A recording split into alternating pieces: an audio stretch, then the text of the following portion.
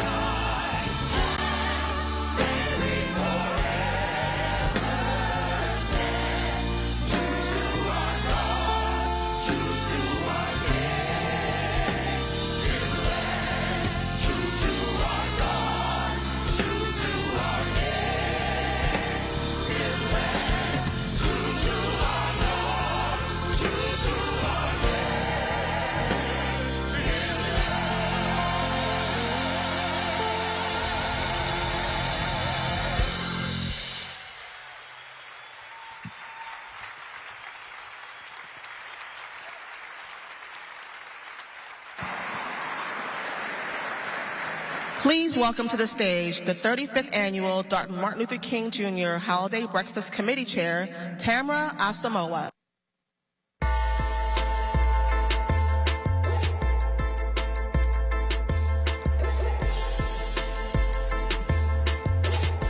Weren't they absolutely incredible? Absolutely incredible. Can we get another round of applause? They truly, truly took us to church and welcomed in the Spirit into this place. I am so excited to be here with all of you today. A warm, given the temperature, welcome to the 35th anniversary of the MLK Breakfast in the Twin Cities. Looking out, 2,300 of you in the room. That is phenomenal.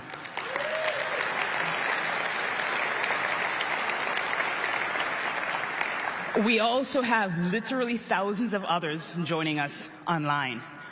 My name is Tamara Asamoah, and I am so honored to be chairing the breakfast this year. I'm joined in my room, I gotta do this, folks, my kids, Emerson and Eleanor, my husband Ed, and my parents Joan and David.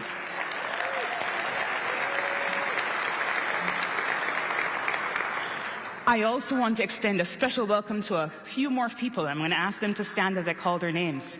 Governor Tim Walz, Lieutenant Governor Penny Flanagan, Representative Betty McCollum, Representative Ilhan Omar, and Minneapolis Mayor Fry.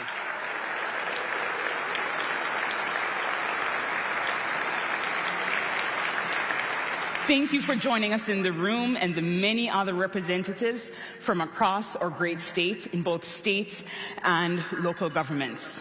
I'm going to ask a second group of folks to also stand, our Minnesota National Guard and all our current and former members of the armed forces.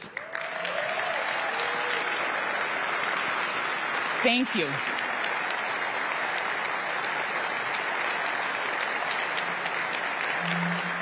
Thank you for your service. We are also joined in the room by teachers, educators, students, nonprofits, and all our corporate partners. A warm welcome to you all. In the room, there is a mix of approximately a third of you are from corporations, approximately a third of you are from nonprofits, and approximately a third of you are from the community. And that has always been the point of the breakfast. How are we getting together in community, in connection, in celebration, and most importantly, in service? That is what it's always been about for the 35 years that we have been celebrating this breakfast. Even during COVID, Ebony Wyatt, Chris Majors kept this breakfast going all the way through COVID. And we are so honored that we are one of the largest, longest continuously running MLK breakfast celebrations in the nation. Well done, Minnesota.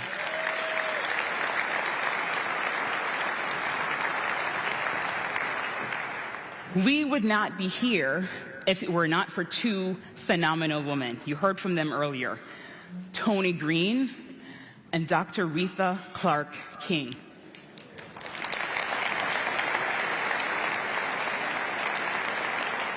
These women had a vision back in 1991, and they didn't start small, folks. They went big from day one. In 1991, with typewritten invitation letters and handwritten checks and inter-office mail, they got 800 of us together in the Marriott City Center ballroom with Cicely Tyson as their keynote speaker that year to launch the breakfast in the Twin Cities. How phenomenal is that? If you want to hear more about the history of the breakfast over the past 35 years, I would invite you to take a look at the foyer on your way out. We have an exhibit that is marking some of the key milestones.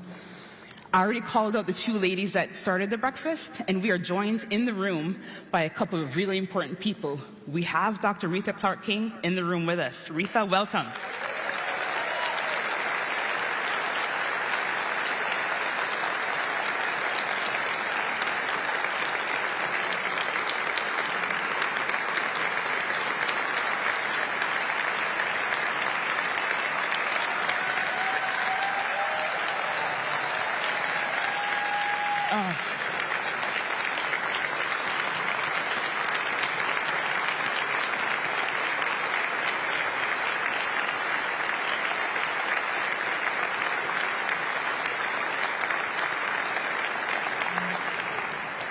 We are in awe of your and Tony's vision, and we are just here We are just here carrying on your vision and your legacy. I want to ask one other group of folks to stand. We are joined in the room also by a number of the past MLK chairs. Standing here, I can tell you, this is like planning a wedding, but on steroids. So I really want to extend a huge, huge thank you to all the past chairs. Can I ask them to stand? Cheryl, I know you're in the room. Ken, Kelly, thank you. This event does not happen without a literal army of volunteers. And we have one person who doesn't know I'm going to do this, who is in the room, Eric Swenson. He's our longest standing volunteer, 34 years of serving the breakfast. Thank you, Eric. He's blushing.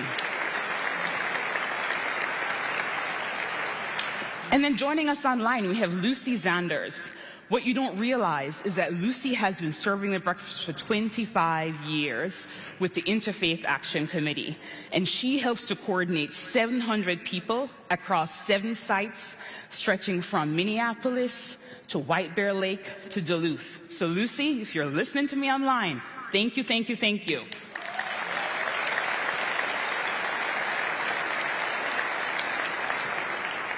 This is giving you a sense for what the breakfast is about.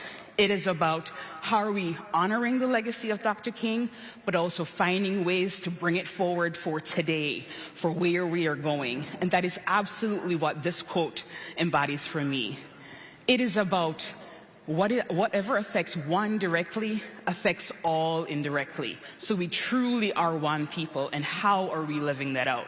Hopefully you're going to see that through line all the way through today's program. I'm excited for the program because you heard Sounds of Blackness. They're going to come on back up a few more times. You're going to hear quite a few more performers. You got to buckle up, folks. When you have Michelle and Rachel up here, you need to have your pens and paper ready because they're going to drop some nuggets on us. You're going to love that. And if you want to learn more, there's a QR code behind me in order to see the full program.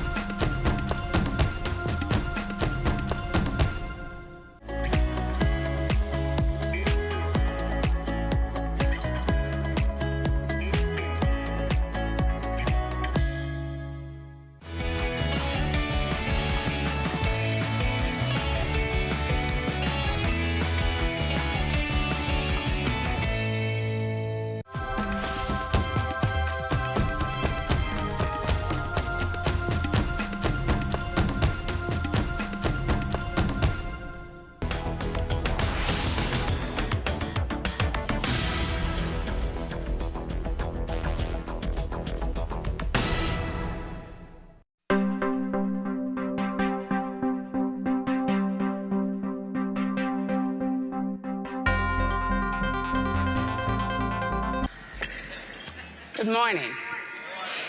Out of many, we have come as one. This morning, we gather as one to celebrate the remarkable legacy of Dr. Martin Luther King, Jr., a man who positioned us for such a time as this, January 20th, 2025.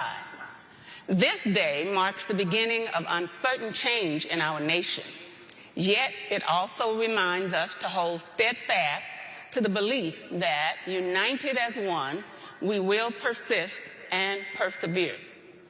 On behalf of UNCF,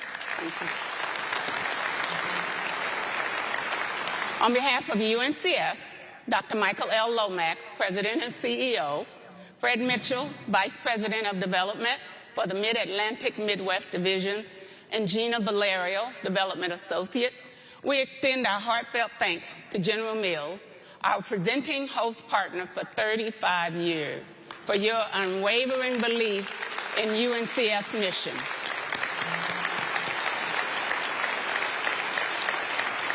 Since 1991, together, we have transformed this Dr. Martin Luther King Jr. holiday breakfast into one of the nation's largest celebrations of Dr. King's birthday. What began as a community gathering of 800 attendees has grown into a celebration of over 2,200 strong. This morning, despite the frigid temperatures, you rose to honor a man who dreamed of a world free of bigotry and brimming with faith, hope, love, and justice. Dr. King dared to dream of a better future for our children and sacrificed his life for the vision of a future we now occupy, a future that, while facing challenges, holds promise. Your presence today tells me one thing: we gonna be all right.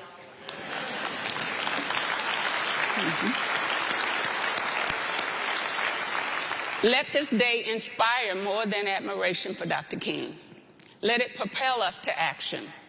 Let us not confine his memory to one day a year, but honor his legacy through our actions every day. Do justice, love mercy. It is our responsibility to keep his spirit alive by living with purpose, guided by something greater than ourselves. Together, we must seek common ground as one people, regardless of race, creed, or color, and leave the world better than we found it. There is still much work to do. We at UNCF are grateful to our 22 sponsors and 4 media sponsors. We especially thank our justice sponsor, Best Buy, a top sponsor for 8 years. In 2020, Best Buy and UNCF launched the Best Buy Scholars Scholarship Fund, which reduces financial barriers for students attending HBCUs. This program works in partnership with the Best Buy Foundation Teen Tech Center, equipping teens across the nation with cutting-edge technology, mentorship, and career-building resources. Together, we witness the transformative power of education in shaping young lives and communities. Thank you, Best Buy, for your steadfast commitment.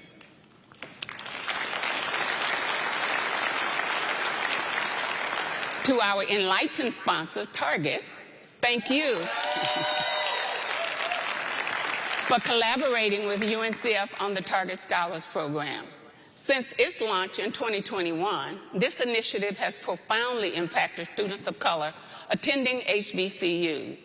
Your support helped create brighter futures for our students and community. Last but not least, thank you to Excel Energy, our Empower sponsor, for your years of support and commitment. To all our sponsors, your generosity has made today a resounding success, raising vital funds of over $400,000 for UNCF and supporting talented, deserving local students in our 37-member HBCUs. And let me pause and give a big shout out to, thanks to Gina Valerio, who really worked tirelessly to help us reach this goal.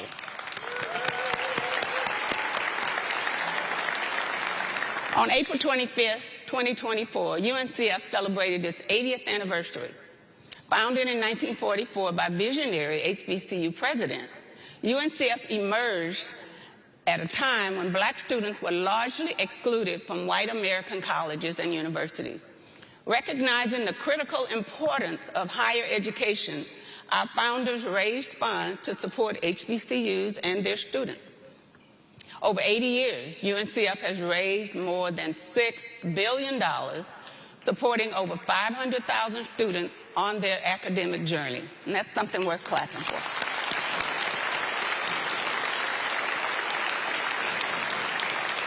Our HBCUs have built Black America's middle class, and UNCF scholarships have helped countless students achieve upward economic mobility.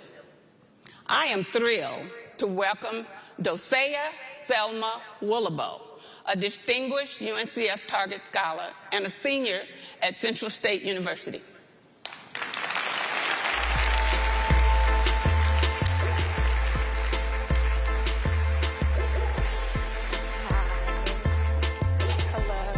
Welcome, Dosea. Thanks for having me. Love you to come here, and if you would share your story with this audience. Tell us a little bit about who you are and what your aspirations are. Thank you all for having me here. It's a pleasure to be here. My name is Dosea Selma Woolabo, a proud Minnesota native, and I'm so grateful to be home. I'm a graduating senior this year at Central State University in Wilberforce, Ohio, majoring in social work with a huge passion for health equity and infant and maternal mental health. Thank you. Thank you. I chose Central State University because it truly felt as if I was going home. It's a place where culture, community, and Black excellence becomes one. I've been able to fulfill various leadership roles such as Royal Court, President's Roundtable, and also being able to dive into research on infant and Black maternal health. I want to thank UNCF Target Scholars for the different networking opportunities, emergency aid if we need it, and various other scholars that I've been connected with that has been amazing. So thank you so much to Target Scholars and UNCF for the opportunity to be here. I really appreciate it. Dosea, you make us proud. Thank you. You really make us proud. I'm trying to get standing ovation. Thank you. And what excites me even more is that the path you are choosing to address health disparities parallels that of our moderator, Dr. Rachel Hardiman, who is also a UNCF alumni scholar from Xavier University, class of 2002. Yes. UNCF scholarships helped her complete her graduate studies at University of Minnesota in 2007. Wow. Oh, the places you will go, as I hope you will leverage the opportunity to be in Dr. Hardiman's presence today. So thank you. Thank you. Thank you.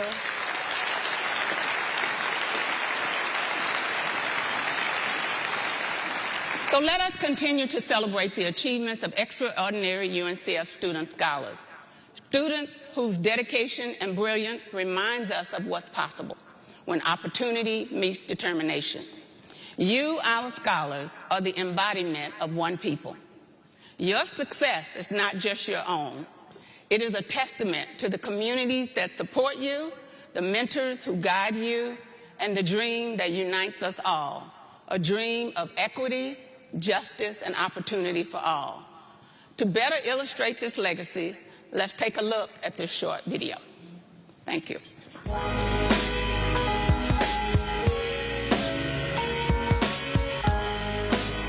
Hello, my name is Josiah Christopher. I'm a junior pursuing my Bachelor's of Science in Mechanical Engineering at Prairie View A&M. Attending an HBCU was a really eye-opening experience that allowed me to just see the world from a different perspective and to see people like me pursuing academic excellence. I can definitely say that it changed my perspective and encouraged me even more to pursue my dreams of becoming an engineer and bettering the world. But I ended up having to actually take a break from school. But thankfully, scholarships like the Science Applied Life Scholarship from UNCF allowed me to stay in school and to be encouraged to continue pursuing my academic excellence through tutoring and just check-ins and different meetings that just continue to encourage me to go forth and make the world a better place. Engineering is more than just numbers. It's a perspective. It's being able to look outside the box and see the world from a different angle and solve problems. And I think the United Negro College Fund honestly encourages that type of thought process and shows it through their support of students of all colors and just giving us opportunities to stay in school and giving us opportunities to be confident in being in school, both before we finish school and after we graduate. So it's people like you guys that support the United Negroes College Fund that help encourage us to stay in school, both financially and just academically. And we're thankful for that because you guys are helping us change the world and helping future generations feel encouraged that they can do the same. My name is Malik Davis, and I am a recipient of the United Negro College Fund. I graduated from Clark Atlanta University in 2001 with a BA in Business Management. Our motto at Clark Atlanta University was find a way or make a way, and that's exactly what I've done. I also ran into a professor that helped me understand that ADHD was a skill set and not a hindrance. Those two things combined have allowed me to be successful in my endeavors as a young man. I manage a real estate portfolio. Me and my wife are new owners of Hot Works in St. Paul. I'm also a St. Paul firefighter. But more importantly, I find time to give back to the community that I'm from, whether I'm volunteering through coaching or coaching basketball at St. Paul Central. One of the most important things about going to Clark Atlanta University was the fact that where I was from, I was always a minority. But being at a HBCU allowed me to flourish in who I was, begin to build a foundation for who I wanted to be, and eventually thrive into the person that I want. Hi, everybody. I'm so thankful to be here today. My name is Ashley Aggie, and I am a proud UNCF recipient. I graduated from Oakwood University in Huntsville, Alabama, a class of 2012. I was blessed to receive a full scholarship for school, which was really a blessing to me because during my college years, I unfortunately developed a disease called Graves' disease, which is a hyperthyroidism disease. And I knew that I could navigate my health and take care of myself without having to worry about how I was going to financially support myself and get through school. I know that if I didn't receive the UNCF scholarship, I wouldn't have been able to finish school. After graduating with my BA and my BS in psychology, I was able to get a partial scholarship to get my master's degree at the University of Minnesota. I received my master's degree in 2014 in social work. Currently, I am the national manager for community engagement for the National Adoption Association, and I also do counseling. I am just so grateful for the UNCF scholarship. I want you all to know that during those years, you never know what's going to happen to you. And so I ask you all, when you think about giving, know that you're not just giving to us so that we can just finish school and hopefully go out and change the world, but also to help care for us, because you never know what we're going to navigate as we enter into young adulthood. And so I just want to thank you all so much for being here. Thank you so much for giving. Whatever you give, we are grateful. And have a great day.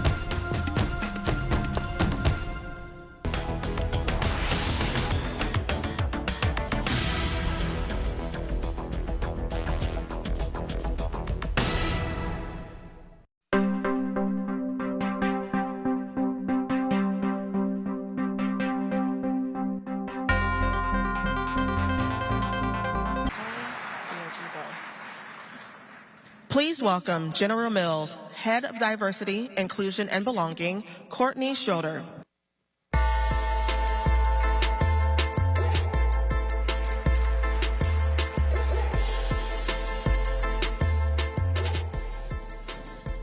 Good morning. For those who've had a chance to visit the General Mills campus, you know about our hallway of history, where panels talk about the company's ascent from the banks of the Mississippi and the evolution of our brands, products, and business lines. Currently, there's a section of the hallway dedicated to today's 35th anniversary. You'll find a miniature version outside.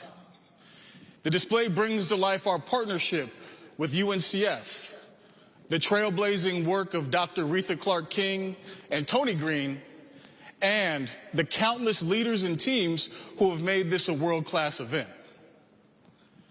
What's most inspirational for me are the 35 years of themes. From the very first theme, this will be the day, to answering the call, the fierce urgency of now, among countless others. Which brings me to today's theme, One People. Draw inspiration from Dr. King's letter from a Birmingham jail, and I quote, "I am cognizant of the interrelatedness of all communities and states. Injustice anywhere is a threat to justice everywhere. We are caught in an inescapable network of mutuality, tied in a single garment of destiny. Whatever affects one directly affects all indirectly."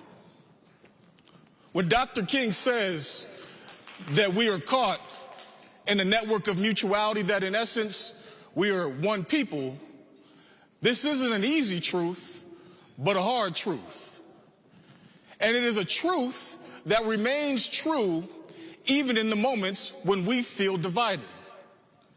In the moments when we cannot see any common ground. In the moments when even saying the word polarized feels trite.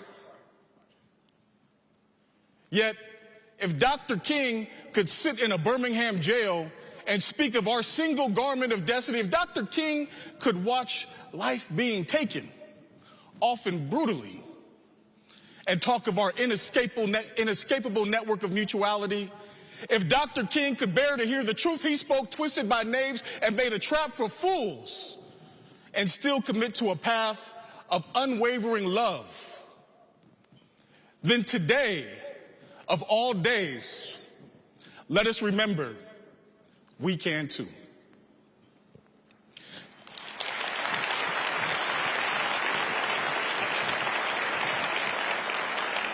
Now it's my pleasure to introduce this year's Community Leadership Award winners. They are being recognized for embodying the spirit of Dr. King and their impact on the Twin Cities community. First, Dr. Rachel Hardiman, University of Minnesota professor, Blue Cross Endowed Professor of Health and Racial Equity, Founding Director, Center for Anti-Racism Research for Health Equity, and today's moderator.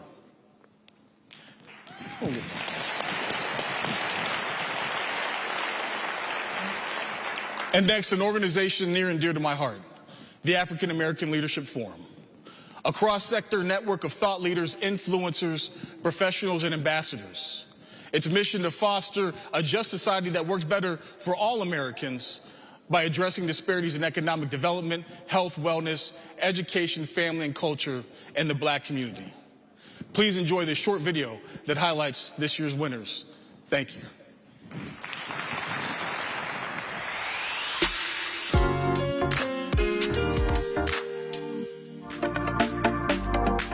I'm a professor in the School of Public Health in the Division of Health Policy and Management, and the founding director of the Center for Anti-Racism Research for Health Equity at the University of Minnesota.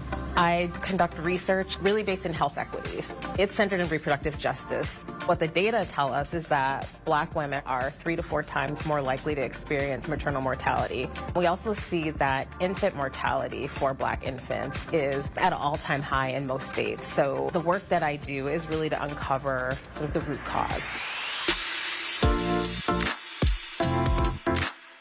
The African American Leadership Forum. We are a statewide think and do tank that solves the urgent systemic challenges impacting Black Minnesotans.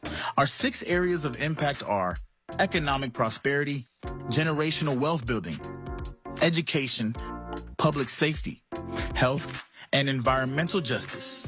Our mission is to create radical Black futures in Minnesota where opportunity and justice are actualized.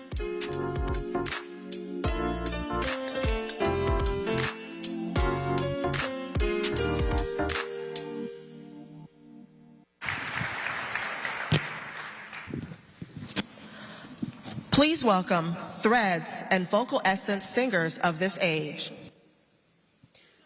Even though we face the difficulties of today and tomorrow, I still have a dream. It is a dream deeply rooted in the American dream. I have a dream that one day this nation will rise up and live out the true meaning of its creed. We hold these truths to be self-evident. That all men are created equal. I have a dream that one day on the red hills of Georgia, the sons of former slaves and the sons of former slave owners will be able to sit down together at the table of brotherhood. I have a dream that one day, even the state of Mississippi, a state sweltering with the heat of injustice, sweltering with the heat of oppression, will be transformed into an oasis of freedom and justice. I have a dream that little children will one day live in a nation where they will not be judged by the color of their skin, but by the content of their character. I have a dream today. I have a dream that one day, down in Alabama, little Black boys and Black girls will be able to join hands with little white boys and white girls as brothers and sisters. I have a dream today. This is our hope. This is the faith that I go back with. With this faith, we will be able to hew out of the mountain of despair a stone of hope. With this faith, we will be able to transform the jangling discords of our nation into a beautiful symphony of brotherhood. With this faith, we will be able to work together, to pray together, to struggle together, to go to jail together, to stand up for freedom together, knowing that we will be free one day. So, let freedom ring from the prodigious hilltops of New Hampshire. Let freedom ring from the mighty mountains of New York. Let freedom ring from the heightening Alleghenies of Pennsylvania. Let freedom ring from the snow-capped Rockies of Colorado. Let freedom ring from the curvaceous slopes of California. But not only that, let freedom ring from Stone Mountain of Georgia. Let freedom ring from Lookout Mountain of Tennessee. Let freedom ring from every hill and molehill of Mississippi. From every mountainside, let freedom ring. When we let freedom ring, from every village and every hamlet, every state and every city, we will be able to speed up that day. When all of God's children, Black men and white men, Jews and Gentiles, Protestants and Catholics, will be able to join hands and sing, in the words of the old Negro spiritual, free at last.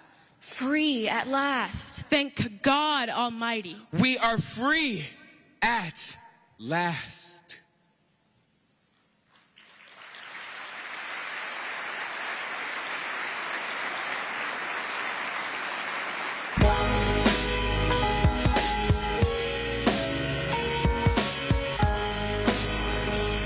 Good morning, everyone. My name is Camille May, and I'm a Workforce Insights consultant. It's an honor to speak to you today at the 35th Annual Martin Luther King Jr. Breakfast. Today, I want to share how global education made possible by UNCF profoundly shaped my professional journey. My undergraduate experience began at Spelman College, and it was exceptional overall. But it was the opportunity to study in South Africa through UNCF's Joseph A. Toll's Study Abroad Scholarship that truly transformed my life.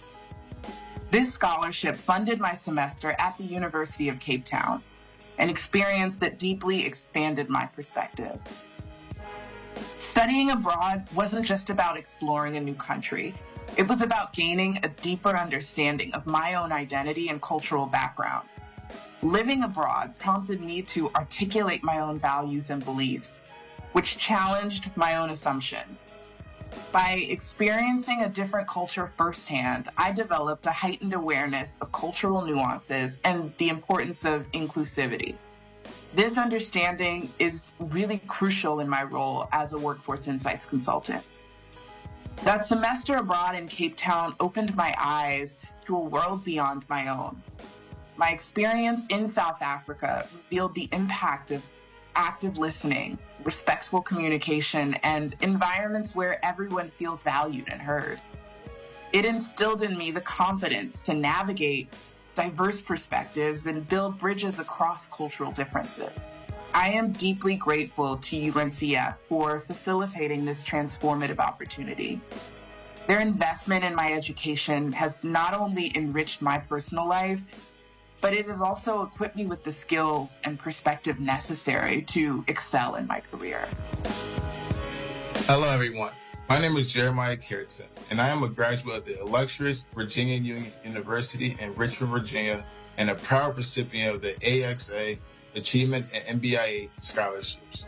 The United Negro College Fund helped me not only lighten the financial burden on my parents, but also gave me the opportunity to be the first one in my family to graduate from a four-year institution, where I also became a member of Alpha Phi Alpha Fraternity Incorporated, just like Martin Luther King, and my parents couldn't be any prouder. The importance of academic success has a greater impact on community, solving issues, and being the voice for students with lack of financial support, the opportunity to excel as leaders in this world today. I will forever thank and appreciate the United Negro College Fund as it sheds light on small, private, historically Black colleges and universities across the nation. When I mention my university, I mention UNCF. And without the assistance of UNCF, I would not be the professional and leader I am today. Your support may assist the next student in need of financial support to achieve their academic goals. Thank you.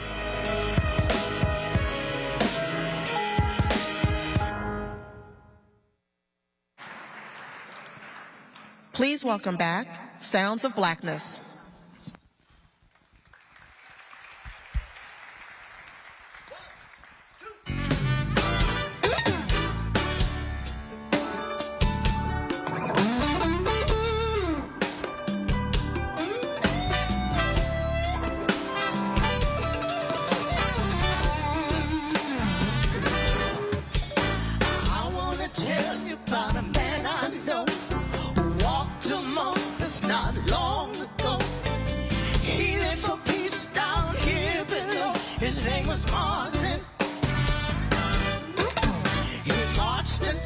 For you and me, he fought and died for liberty, so we can have dignity. I thank you, Martin.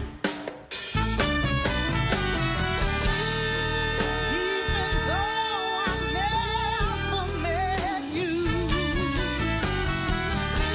and I can't forget you, no. So I remember his name. And I remember it well, for his is a story to forever tell. So everyone, you ring the freedom bell. I thank you, Martin. Drum major for justice and a warrior for peace, with the message from heaven to make the nation cease. You gave your life for freedom, and you truly showed us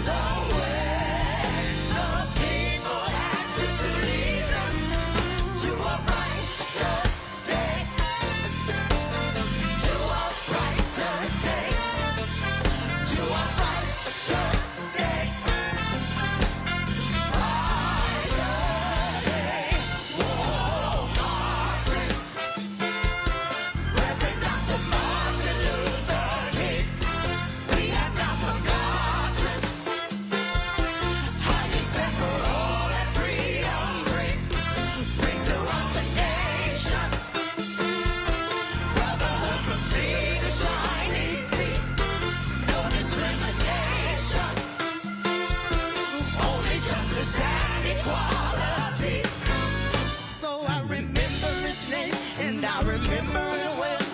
But his is a story to forever tell.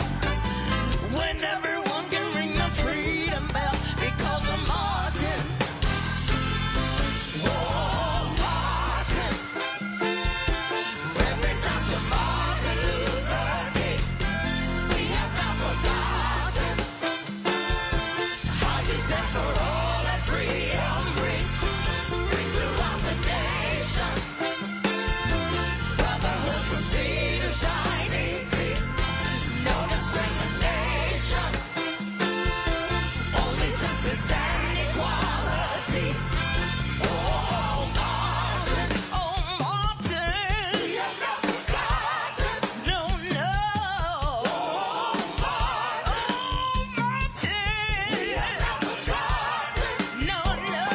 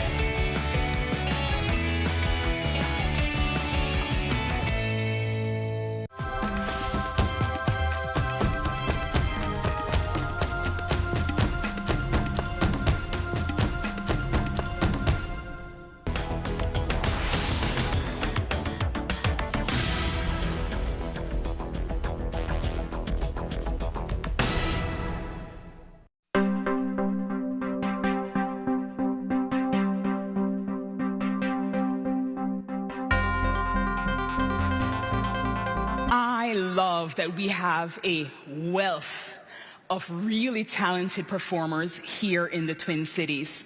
And that speaks to me uniquely because I find that the performing arts are a way that I move past your head and get to your heart, get to your gut, really help you feel what is the emotion that we're trying to evoke. And I think our performance absolutely did that today. The performing arts also uniquely connect with me because in elementary school, in high school, and in college, I was that kid who was the dancer and who played the 3 instruments and who was always acting in things. I was also the dork that was buying the single ticket to theater productions and symphonies. I truly love the arts. My kids may not love me for it because they too are now going to the children's theater and stages theater and the Ordway, because that is something I think is really important for all of us. So I love that in the Twin Cities. I also love that in the Twin Cities, we are blessed with a strong faith community that is willing to work with each other no matter sort of their background. And we are joined in the room by 2 of the 3 faith leaders that you saw earlier. We have Pastor Adrian Williams with us, and we also have Rabbi Lockett in the room. Thank you to both of them.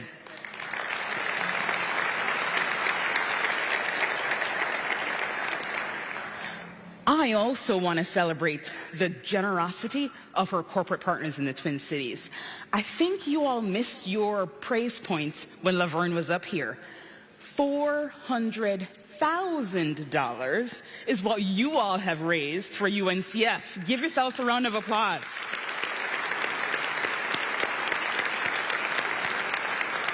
And if you're wondering if that is a high watermark for this event, it absolutely is. Last year, the number was closer to 300,000. So you keep raising the bar. You can't go back, corporate citizens.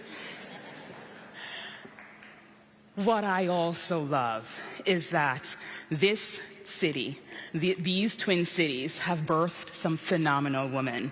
And you're going to hear from two of them today. You heard Dr. Rachel's name earlier, and I'll talk about her in a second, but first I'll start with our keynote speaker, who is Michelle Norris.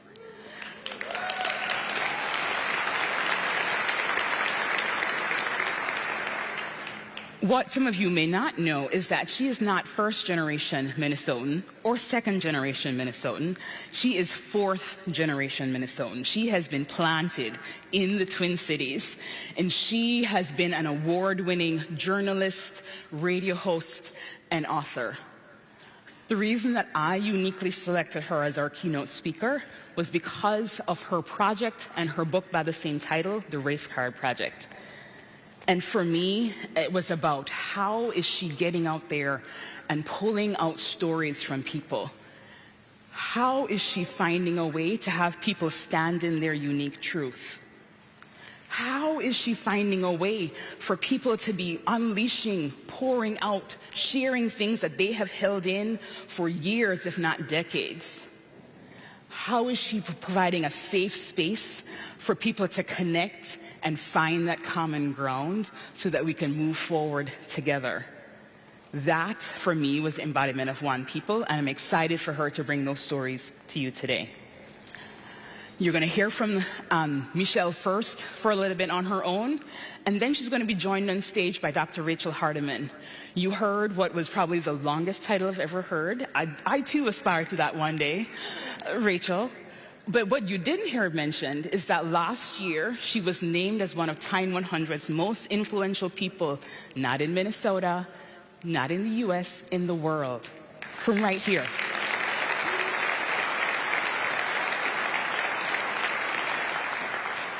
I selected Rachel as our moderator because when I was pregnant with my two children, Emerson and Eleanor, I dealt with a healthcare system that wasn't delivering the same level of care to me as to my white colleagues. So I am deeply passionate about the work that she's doing to ensure that truly what affects one affects all, and how can even our healthcare system be reflecting that. Get your pens and paper ready. For those of you that are digitally enabled, get your notes app ready because they're going to drop some gems on you. So with that, Michelle, I'll invite you on up.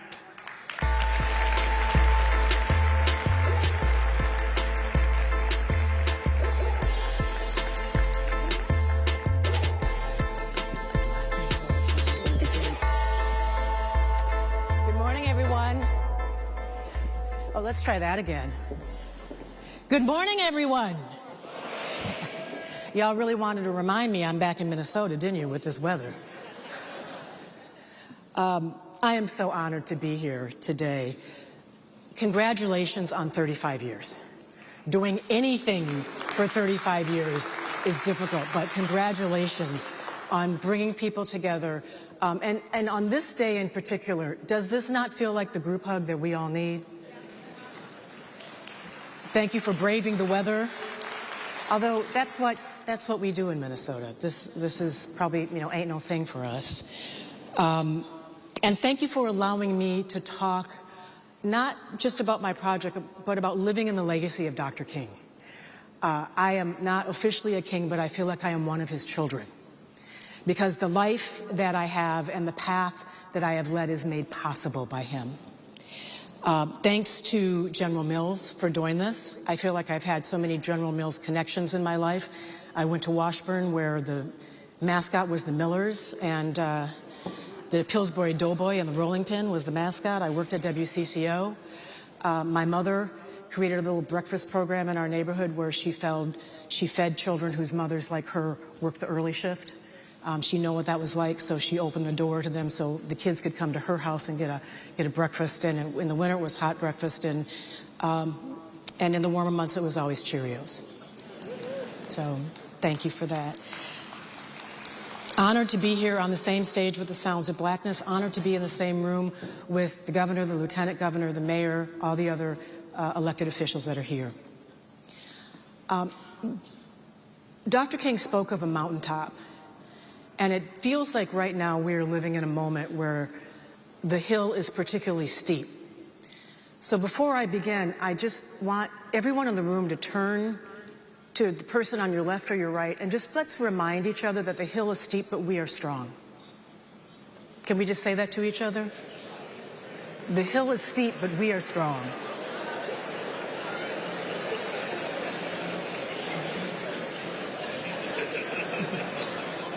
It's almost like the sign of peace at church, but I feel like we need that. I also want to honor the UNCF students. Josiah, you did a beautiful job up here on stage. Josiah, Malik, Ashley, Camille, Jeremiah, Rachel, who I'll be on stage with later. I just want to mention, Josiah, I think my former colleagues at NPR may want to have a word with you about that voice. I know that you're interested in studying engineering, but anybody who works in audio would like to tap you on the shoulder, as I think you may have another career. The theme today is one people. And one of the things that holds us together as one people are the stories that we tell ourselves. The stories that we tell ourselves as individuals and also as a collective. I'm a long-time storyteller, and in the latter part of my career, I've been a story collector. I run something called the Race Card Project, and this is also something I do, and I feel in some way to honor the legacy that Dr. King left us, to try to figure out how we can create bridges through narrative. And I do that through this little thing called curiosity, because I believe curiosity is indeed a superpower. I, as you know, was raised here in Minnesota. My team that puts my slides together are always sticking slides of me in the deck. That's me as a kid. And the reason that they did that is because the work that I do you remember having a viewfinder when you were young? Do you remember that toy? I love that toy. You would pick it up and you would have slides and you could see all over the world in those slides. And I feel like the work that I do in collecting stories about America is much like that. It allows me to see the world. And curiosity came naturally to me because of the people who raised me. And I'm so honored to do this. I wanted to bring my mom. My mom and dad are no longer with me, but I wanted to bring them into the room because they taught me to be curious. That's Belvin and Betty Norris. There's a picture of me there with my father in front of a train. We're in Canada. And when we were traveling in Canada, we were encountering all these people that you would probably call draft dodgers. They had left America because they didn't want to fight in the war of Vietnam at that time. And my father would invite them to dinner or breakfast sometimes with us. And the deal was, I will buy you a meal if you tell me why you left. And when I was young, I thought this was crazy and weird. And my mom was like staring at my dad like, why are we doing this? But what he was doing was expressing that superpower of curiosity. Tell me something about yourself. My mother had a great appetite for hearing other people's stories.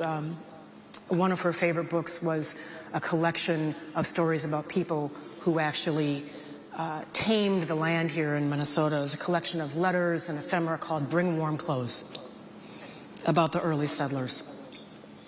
And I knew that they were going to do this. Just a little bit to tell you about how we as a family were in Dr. King's legacy, and that I was fortunate that I experienced some of what he talked about in his speech, that little girls and little boys would hold hands together. I did that starting in kindergarten. I did that throughout the years of my schooling because I went to integrated schools that he made possible. I graduated from Washburn. There are some Washburn people in the class, in the room here today, where I was a hockey cheerleader. We actually did gymnastics on ice. I show that picture to people in Washington, D.C., and they say, you weren't raised in Minnesota, you were raised on Mars. But even though we lived in an integrated society, we weren't quite there. We're still not quite there yet. My parents bought that house that you see my father shoveling in front of on 48th and Oakland Avenue, and when they purchased that house, pardon? Southside, yes. 48th and Oakland. When they purchased that house, every person whose property line touched ours immediately put their homes up for sale. They weren't ready. But what happened is the people who stayed were the ones who couldn't sell. They didn't sell fast enough. And as a result, I grew up in an integrated community. And some of the people who were uncomfortable with a Negro family moving in wound up getting to know Belvin and Betty Norris and became friends. I became friends with their children. I played Hot Wheels and Barbies in their basements. And that community on the south side of Minneapolis is still integrated and still stands strong today.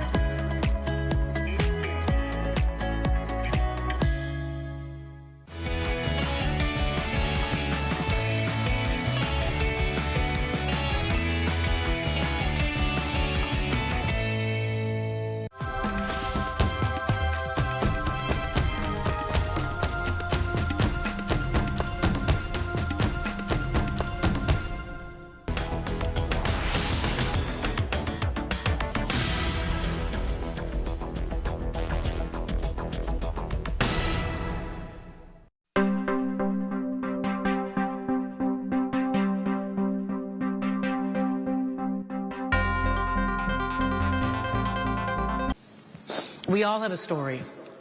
And one of the things that I try to do in my life is, in everything that I do in my podcast, in the work I do at the Race Card Project, and the columns that I write, is try to create places where people can tell their stories so that we can see the light in each other, so that we can understand that we sometimes have more in common, even in moments of division. And I wrote a book about my family's legacy, very complex racial legacy. And when I went out into the world, I was afraid that I would be having conversations about race with people while I was on this 35-city book tour, and that's why I created this thing called the Race Card Project. I thought that people, when I was out, I was on sabbatical from NPR and I was traveling across the country, I thought people would rather eat their toenails than have a conversation about race.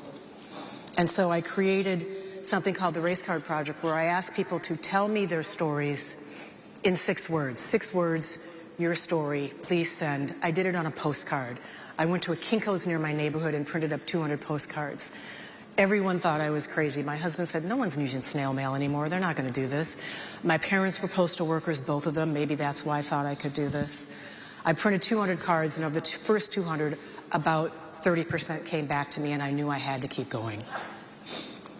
In the years that I've been doing this, the cards keep coming. Most of the submissions come in digitally, but I love the postcards because you can see people's thought process. When people send things in digitally, you can cut and paste and it's all perfect. In this case, you see he's thinking about this. My father was racist. I'm not progress. He understood the assignment, so he brought it down to 6 words because it was supposed to be 6 words. A lot of people are really slick about it. They try to add carets and hyphenation, and it's actually 22 words that they're trying to pass as 6 words. But what's really interesting about that is the 2 words, I'm not. The postcards are pretty thick stock, and he goes over those 2 words, I'm not, over and over and over again so hard that it almost went through the postcard, because he wants you to know that Dad was here, but I'm here. I have evolved. I'm not in the same place. I love that because we see his thought process. But I love it because it's also the story of America and our evolutions. And there's a story that goes outside the 4 corners of that postcard. The son is not where his father was, but what did that do to their relationship? What were the phone calls like? What were the holidays like?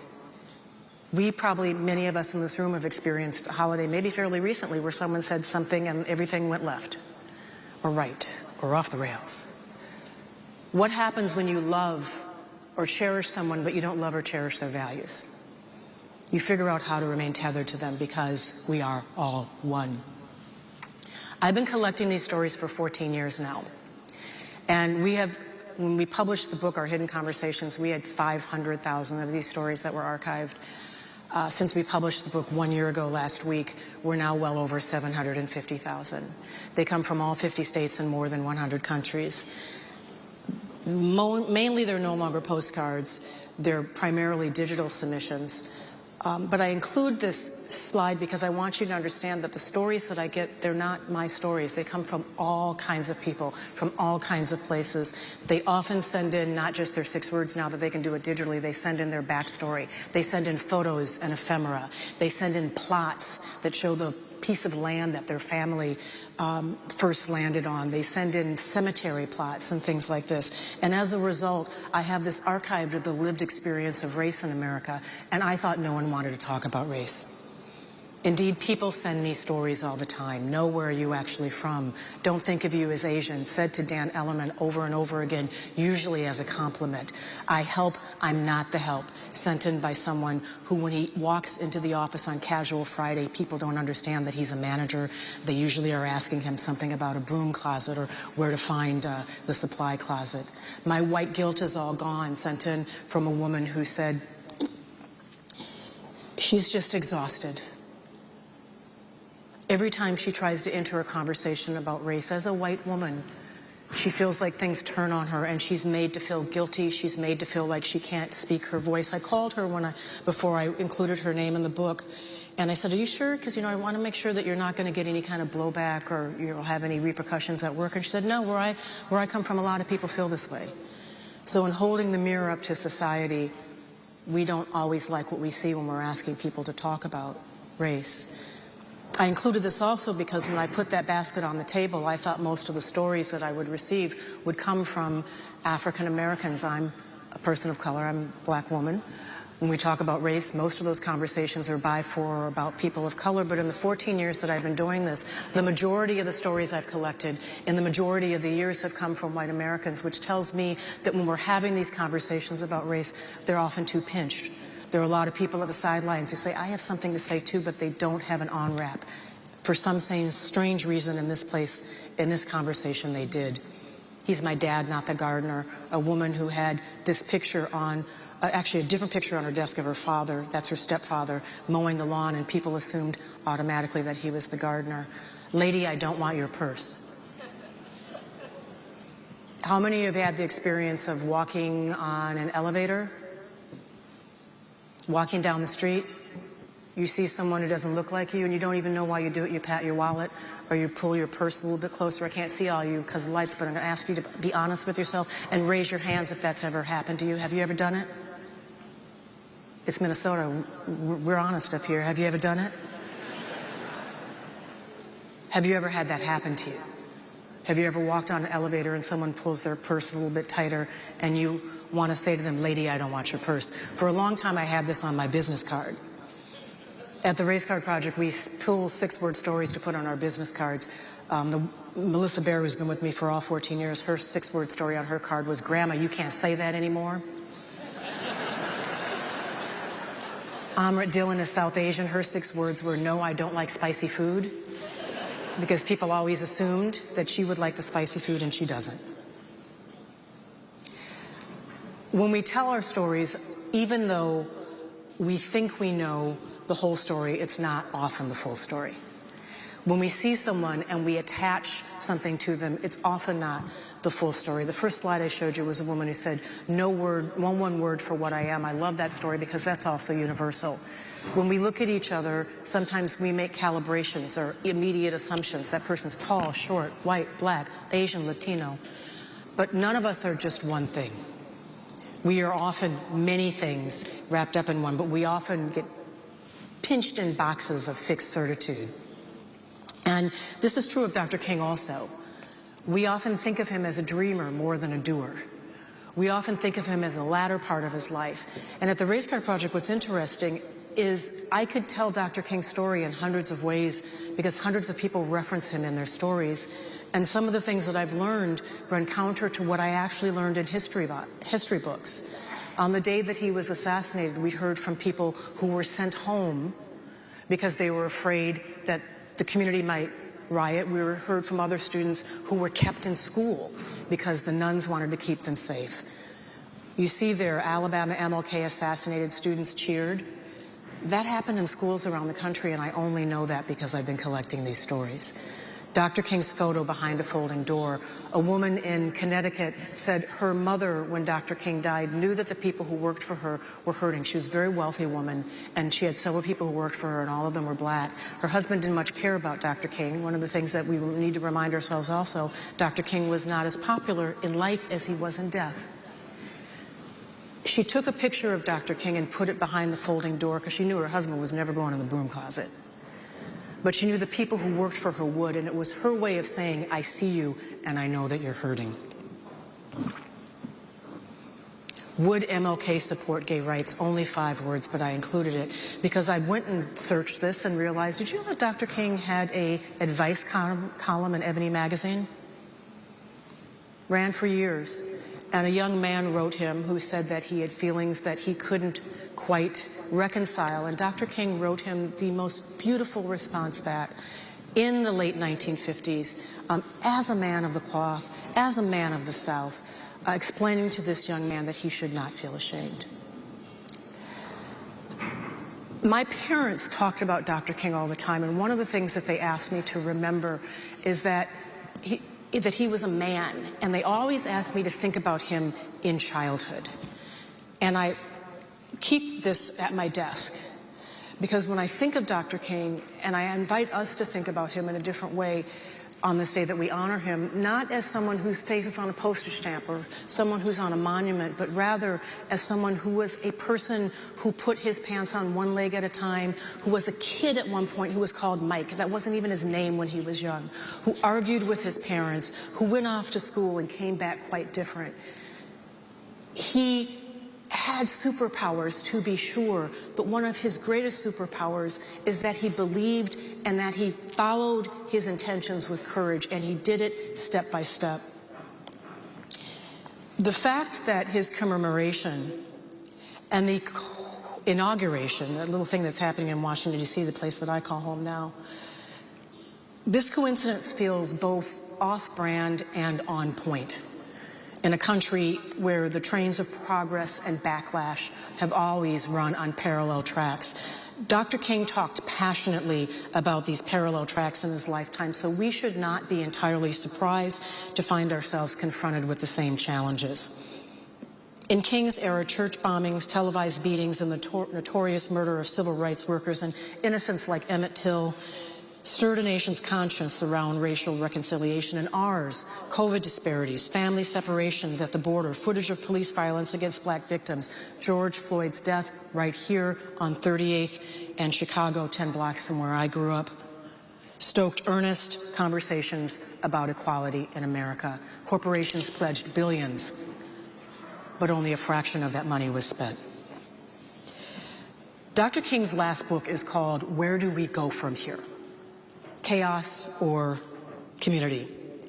It's a little purple book. It was published, it was written in 1967, but published right after he died. I have my copy of it in my bag at my seat. I pick it up at this time of the year. I don't know how many of you have read it. I invite you to put it on your bookshelf.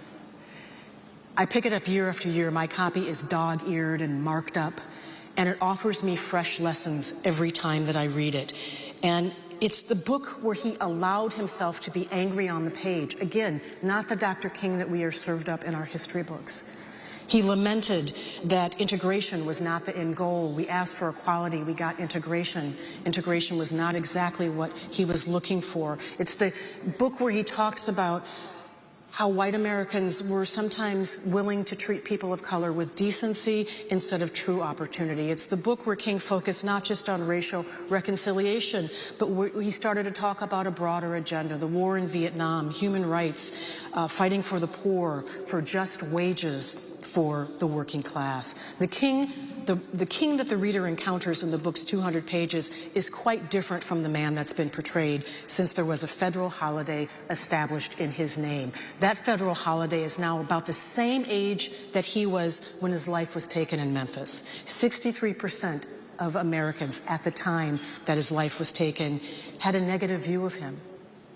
We honor him today, but we must remember that shortly before his death, the FBI issued a memo and declared that he was the most dangerous Negro in all of America. Why? Because he had influence. The widespread acceptance of King as a certified American hero has come with a beveling of the edges around his history, a softening of the edges. He is often presented as a dreamer instead of a doer.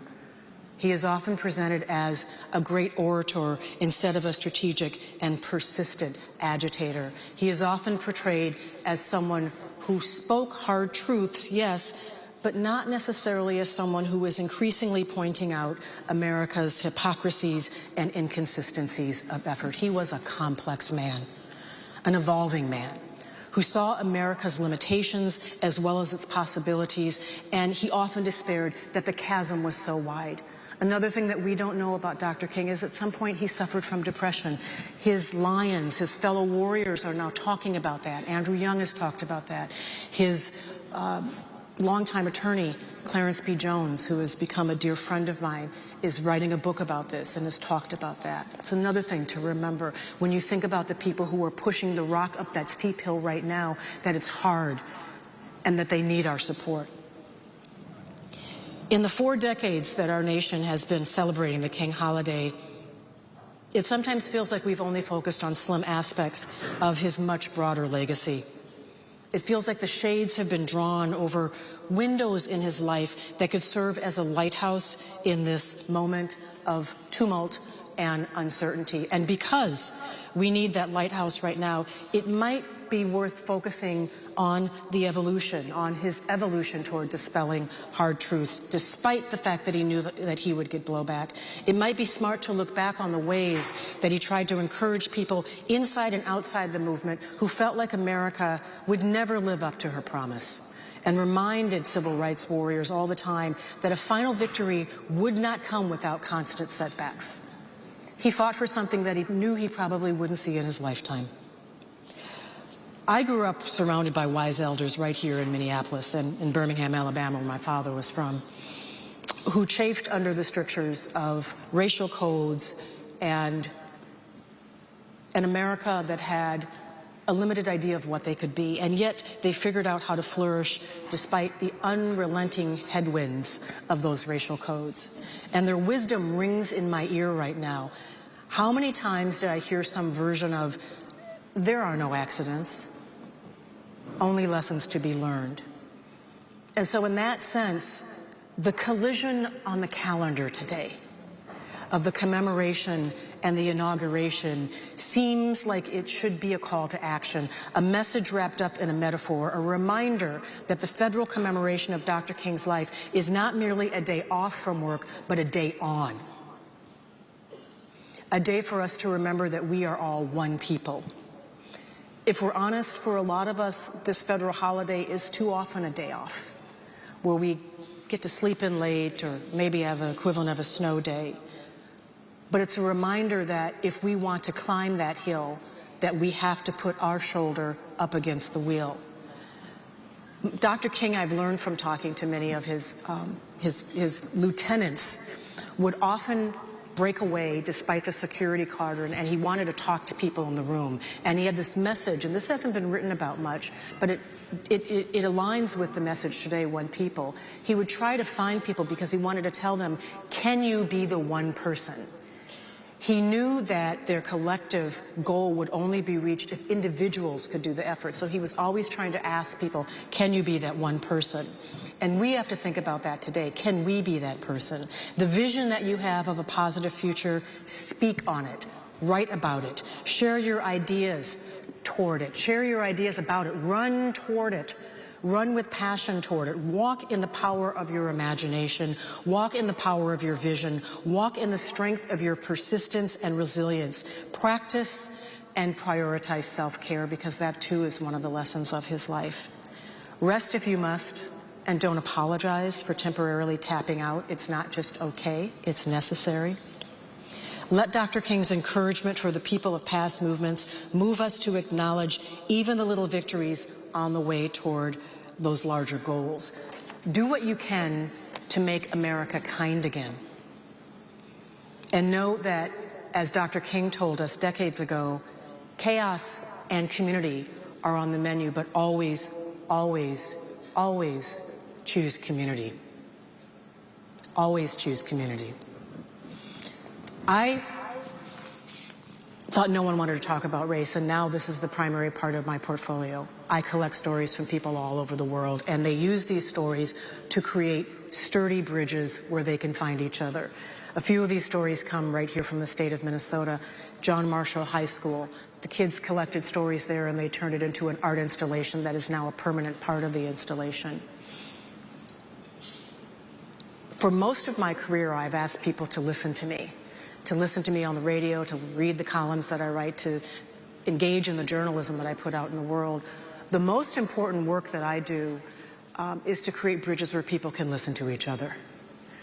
And I think when Dr. King talks about those mountaintops, they're almost like silos that we sit in, and we need those bridges so we can reach across those mountains through the valley and find each other, particularly in a moment like this. A year from now, when you gather for your 36th commemorative breakfast, America will be preparing to celebrate its 250th anniversary. It's up to all of us, through our individual work and our collective action, to make sure that we get to that 250th anniversary in a place where our bonds are stronger and our democracy is intact. And the way that we do that is by working as individuals and working together collectively.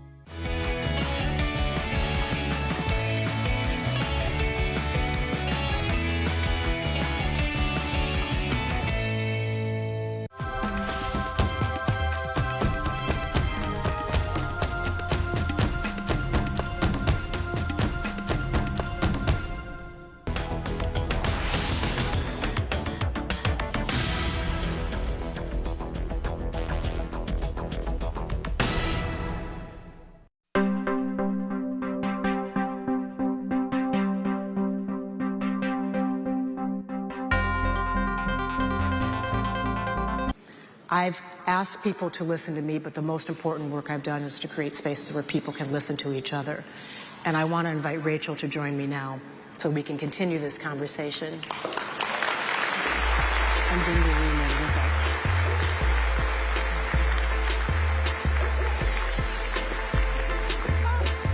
We are really short on time. Good morning, everyone. It is an honor. It is an honor to sit next to you, Michelle. An honor to be with one of the most influential people in the entire world. Oh, thank you. Thank you. So, as I shared with you last night, I'm a third-generation Minnesotan. We had a fun time recognizing all of the connections, you know, growing up on the south side of Minneapolis. So, welcome home. Thank you. This is a very special place. It's near and dear to my heart. I've chosen Minnesota every single time from a career standpoint, and so it's a place that it's been an honor to raise my daughter here. I always thought I would get back to Minnesota. I guess there's still time. There's still time. There's still time, although I'm sure the temperature today is not very convincing. It doesn't. My husband may have something to say about that, but there we go. Well, we heard a lot about the Race Card Project already. As you know, I've used the Race Card Project in my courses that I teach at the University of Minnesota in the School of Public Health. I wanted to start our conversation by sharing my 6 words. They change often, but the one that sort of has been consistent for me is, my Black daughter will experience liberation. And my daughter Layla is in the audience here today. You can wave, Layla. But your work has truly been inspirational, and I think helping communities, societies, people, my students certainly, in thinking about race and what it means for them, and also setting a tone for how we can have, you know, complex and really hard discussions. So what are your 6 words today?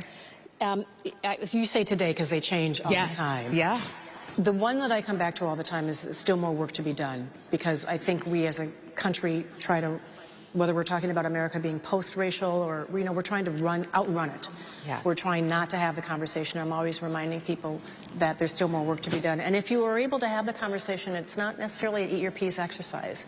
You're fortunate if you get to. That was the lesson of this project for me, is that so many people actually have something to say, and they feel like they can't say it at work.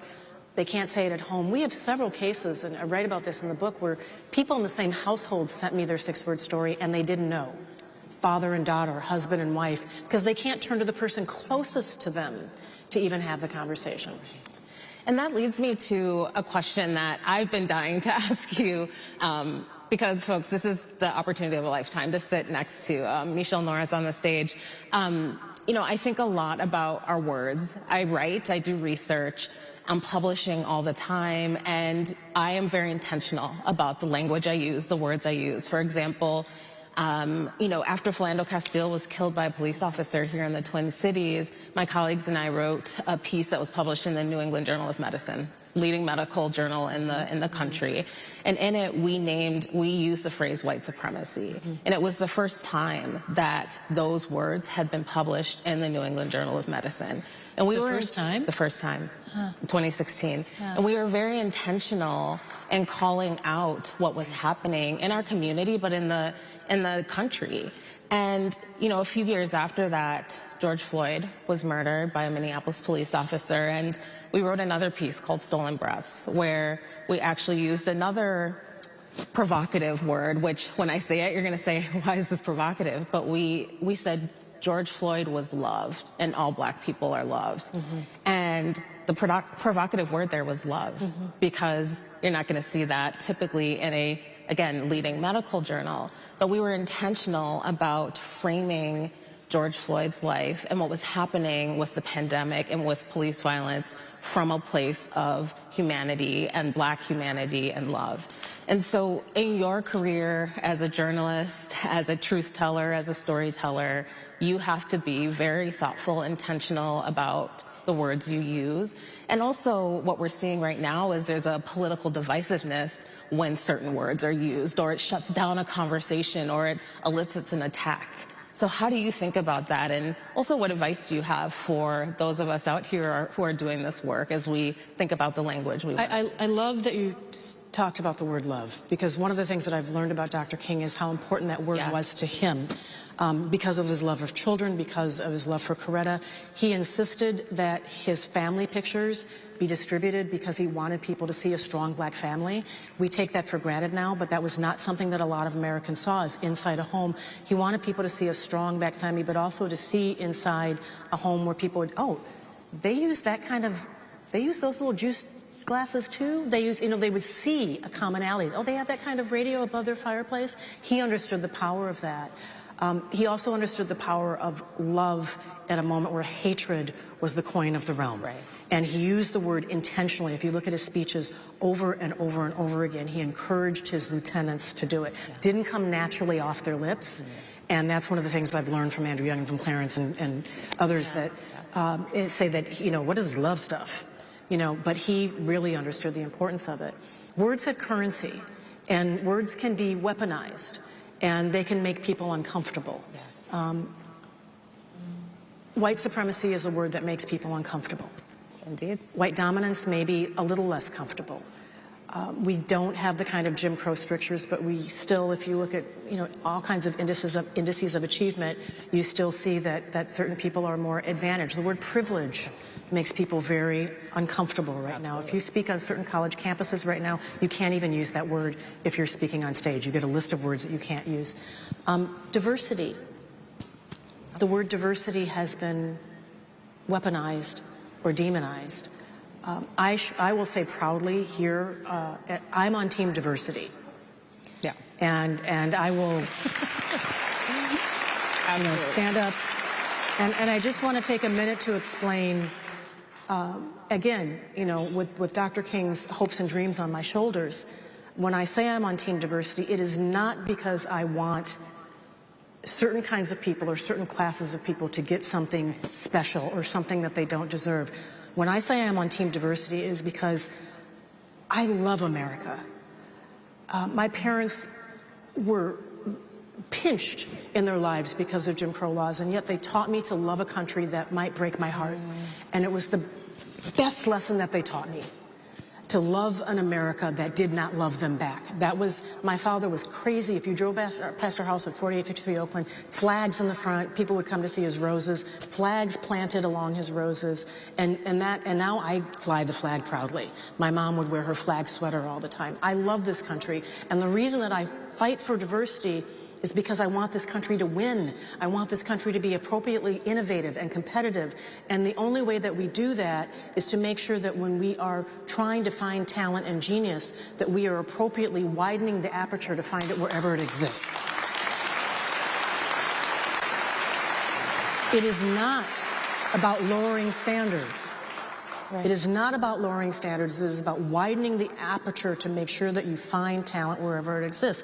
And the military, despite what you may have heard at a hearing last week, the military is doing that, and we are better for it. If you look at what's happening in sports, we're seeing something we've never seen before with more quarterbacks of color, more coaches of color. The reason you're seeing them playing at this time of the year is because they're winning. Right. And so that is why I believe in diversity. If you can't use the word, and increasingly you can't, then this is the advice I would give you. If you feel like you want to be appropriately competitive and innovative and make sure that you find talent, then try to talk about diversity without using the word. Try to talk about inclusion without actually using the word, because if you talk about it and you can't use the words, then you really have to, okay, what is it that we're really talking about? And you might realize that you're not talking about the same thing. Absolutely. That people have different views of it. But that way you can figure out what are the actual objectives, and it's not about a eat your P's or cross the check, dot the I or cross the T or whatever exercise about just achieving diversity for the goal of creating a pamphlet. But it's actually about creating the kind of community that will help propel us forward as a community, as a state, as a country. That's beautiful. Thank you. And so I think one of the things that you have brought to us in many different ways, shapes, and forms is an ability for us to see people's lives and their truths and their humanity despite what they look like, where they come from, what they stand for. One of the ways you've done this is your podcast, Your Mama's Kitchen. If you all haven't listened, please take a listen. Shout out to my sister, Simone Hardiman Jones, who was the one who she told hipped me you to the podcast? Yes, she told me to take a listen. I love the one with Misty Copeland and also Michelle Obama. But as you have been engaging in those conversations, you've really, I think, done a beautiful job of bringing a lot of people literally to the table, because it is about what it means to be in the kitchen and you know, finding that commonality through food.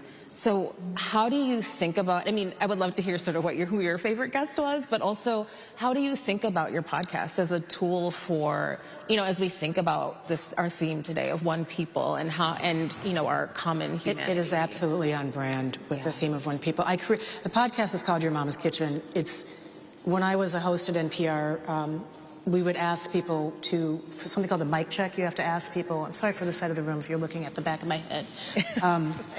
You have to ask people to talk a little bit so you could get the levels. And the question that most people would ask is, what'd you have for breakfast? Yes. What'd you have for breakfast? Well, we all know what we had for breakfast. So what'd you have for breakfast yesterday?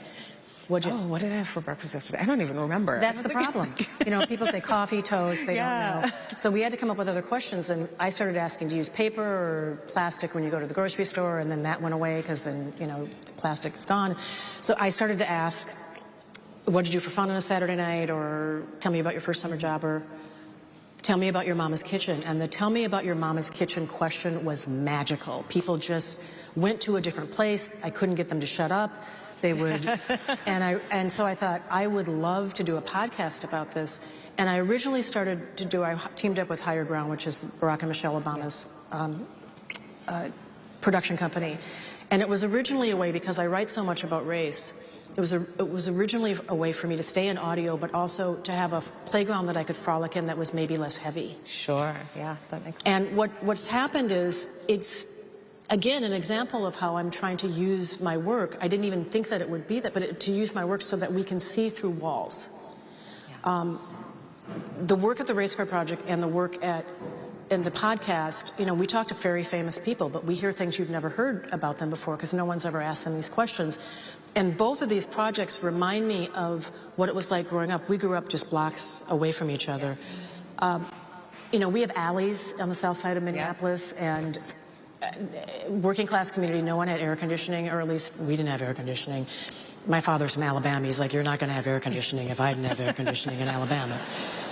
And so the windows would always be open, and in the summer you heard people live out loud because you knew who was trying out for the choir, you knew who got the latest Fifth Dimension album, and I know I just aged myself there, but you just knew everything, and that's what these projects are like. So Tell Me About Your Mama's Kitchen is a chance to really understand different cultures and what happens at the kitchen. Because my theory of the case is that all of us become who we are based on what you see and experience at the kitchen, and not just the food. It's where the bills pile up on the table. It's where arguments happen. It's your first lessons in generosity and justice and grace and grit. It all happens in the kitchen, and that's what, you know, what that is about. And it is, again, helping us understand. You listen to a conversation with Hari Kondabolu, you know, about his parents coming here from India. You listen to Jennifer Hudson and how she learned how to sing from her grandmother. Yes. You listen to Michelle Obama, and she talks about the yellow table that she had and the cigarette stains that were on it because they had the little cigarette ashtrays that were like, they looked like they were on a little beanbag chair, and the cigarette was always falling off. And you listen to that and you think, I didn't grow up on the south side of Chicago, but I relate to that. And again, those are those bridges. That's how we find each other. And at a point where we are allegedly divided, those are the little sticky things, the little moments that will hold us together. And I hope that when people listen to these, listen to the book, read the book, listen to the podcast, they realize, how can I create that kind of tether in my community? How can I create a way to have those kinds of conversations that will hold us together in good times and bad? That's beautiful. So I think we have time for maybe one or two more questions. I would love to know, how did your Mama's Kitchen help shape you into a person who decided, you know, fairly recently to walk away from a position at the Washington Post as a columnist, as a someone who is leading critical dialogue around social issues in our society. I am guessing that wasn't an easy decision, but we're seeing more and more Black women like Nicole Hannah-Jones and others who are taking a stand and deciding, this isn't for me, this doesn't align with my values, and it's time for me to move on. There are probably many of us in this room who are having those thoughts right now. What's your advice for them? How did you come to realize that that was your next step? I was a columnist for the Washington Post.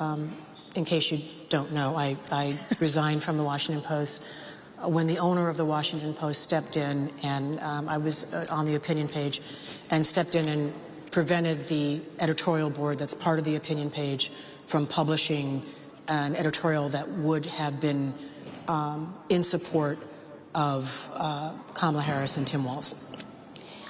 And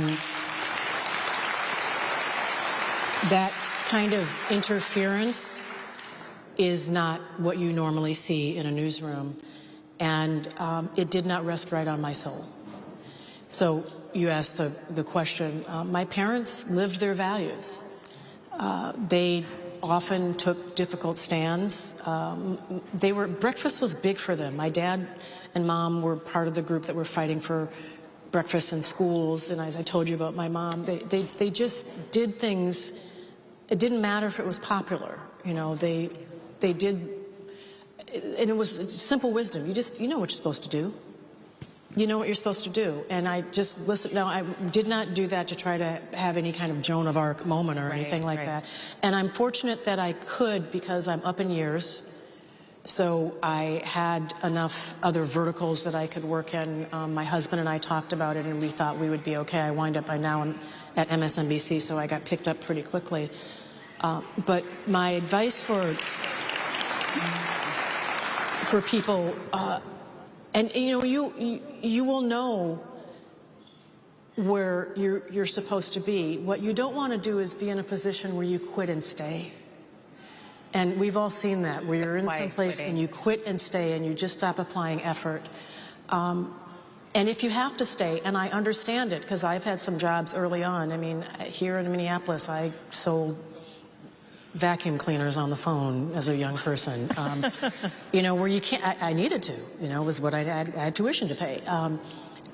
So if you can't apply all that effort in one place, figure out where you can, but take care of your soul and figure out how to order your steps, and know that if you can't exactly align yourself in the place that matches your values or your vision, know that you can eventually. Well said.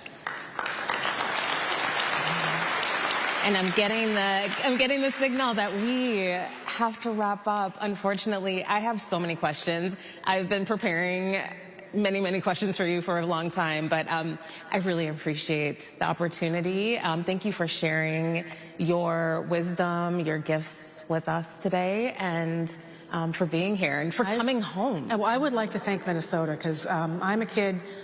You noticed I was more nervous on this stage than I have been. I speak on stages all the time. I said the same thing. I felt like I was an 8-year-old with a speech impediment again, because that's who I was. And no one who saw Mickey Norris, which is what they used to call me, would have thought that I would make my living as a communicator. So I say thank you to Minnesota, because a lot of the people who nurtured me, some of my relatives, Tracy and Tamar, are in this room. One of my college friends, Van, who gassed me up through college. Roxanne Battle is out there somewhere in the audience. A lot of the people who helped me follow my path, because it was not a natural one. Speaking for me is difficult. It never goes away. I always have to quiet that little voice. And so Minnesota, I always say I left Minnesota. Minnesota never left me, and I am who I am because of Minnesota. So thank you very much. Yes, you're an inspiration. Thank you. Thank you.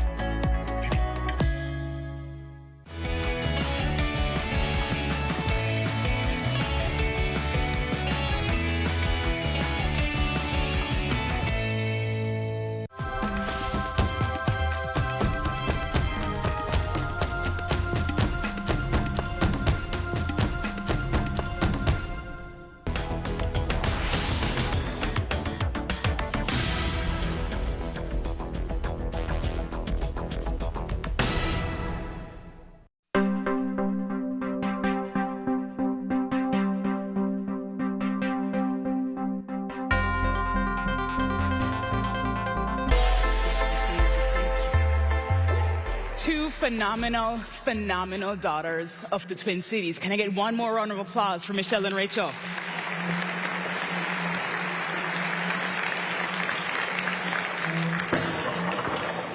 A couple things resonated with me from what she said. One was dreaming is good, doing is even better. So I want to really charge you all to think about how are you maintaining that dream of us truly being one people, but even more importantly, what are you doing? How are you getting up tomorrow and being that light for one more person? And if you're running out of ideas, you have two of them right on the table with QR codes. One is donating to the UNCF, and the other is the Hands-On Twin Cities that offers up opportunities for you to be able to serve. Dreaming and doing. Dreaming and doing. With that, I want to invite Sounds of Blackness back up onto the stage to close us out.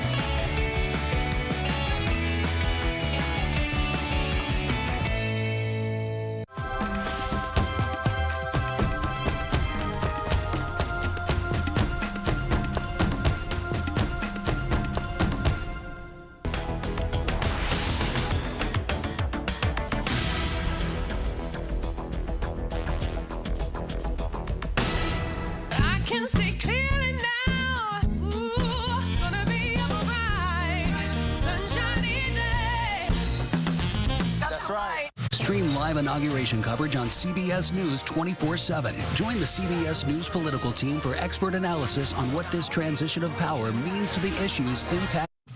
Nancy Hodgman is right there in that entryway. You can see the back of her head. Nancy, if you hear me, come in. I do indeed. As we're looking down here, you can see the policemen getting the crowds aside so the new president, President Kennedy, can come up here. He is being preceded by some men with top hats. They're Senate officials and dignitaries, some of the Senate policemen. There's a push, and in a minute you will see Speaker Rayburn, and here comes the new president, President Kennedy. He is shaking hands with everybody that comes along. Congratulations, Mr. Senator. Thank you, Nancy. Thank you very much. Congratulations. And an incredible moment in history as we were going through our archives and noticed a familiar face at John F. Kennedy's inauguration in 1961. That's John Dickerson's mom, then known as Nancy Hanchman, who covered the inauguration for CBS News. And welcome back to CBS News coverage of the inauguration of